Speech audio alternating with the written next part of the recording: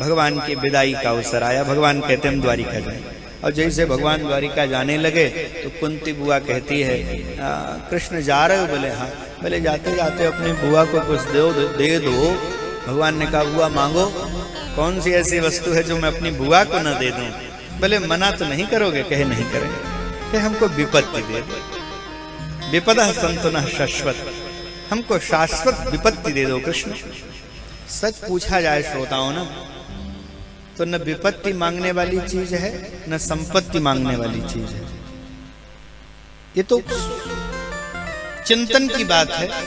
जब न चाहते हुए दुख मिलता है तो न चाहते हुए सुख नहीं मिल जाएगा। अगर प्रारब्ध में होगा, जैसे प्रारब्ध में दुख है तो न चाहते हुए भी, हम चाहते नहीं तब भी मिल जाता है कि नहीं मिल जाता है? अगर हम सुख नहीं भी चाहेंगे, अगर होगा बिना मांगे ही मिल जाएगा भैया। अगर नहीं होगा तो मांगते रहो, मिलने वाला नहीं है। यहां अगर लिखा है तो आप जिस योनि में रहोगे वहीं सुख मिल जाएगा। आपने देखा है कि नहीं कुत्ते को मर्सिडीज में बैठते हुए? हैं? देखा है? बढ़िया दूध और जलेबी खाते हुए देखा है? हैं? बड़े बड़े अच्छे लोगों को नहीं मिल रहा है। कुत्ते के भाग्य में है, इस योनि में भी। अभी तो किसी ने मुझे एक चित्र भेजा था, उसमें एक छोटी सी बच्ची अपने माँ के साथ में है।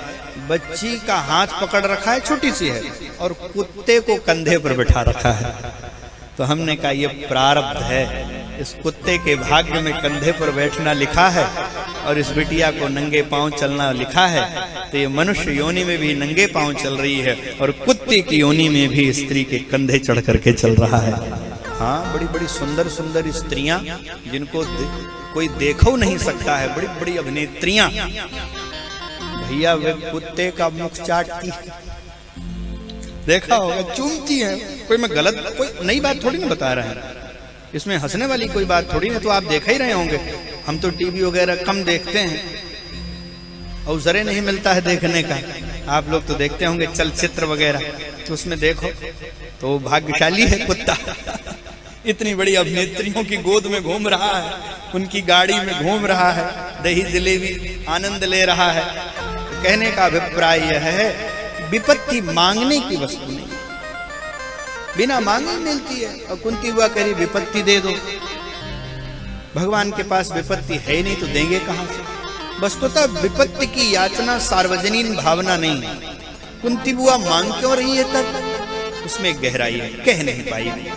उसने अपना एक अनुभव किया कि अब तक मुझ पर विपत्ति थी तो कृष्ण यहीं थे, अब मैं सुखी हुई हूं, संपत्ति से युक्त हुई हूं, तो कृष्ण जा रहे हैं।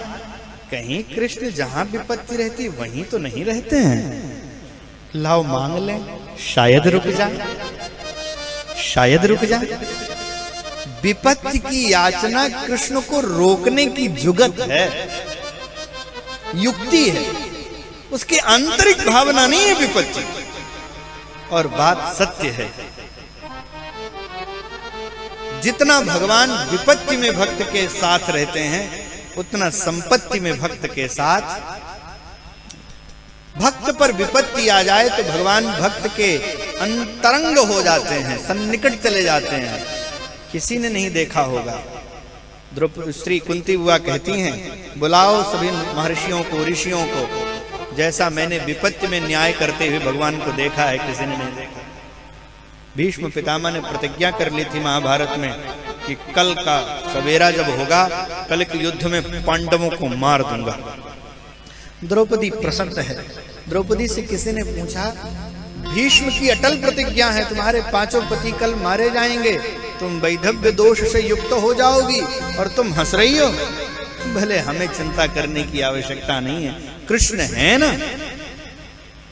विपत्ति भारी है द्रौपदी पर, द्रौपदी निश्चिंत है, भगवान चिंतित हैं। भगवान आए द्रौपदी के पास में, स्वयं आए। बोले बहन, बोले हाँ।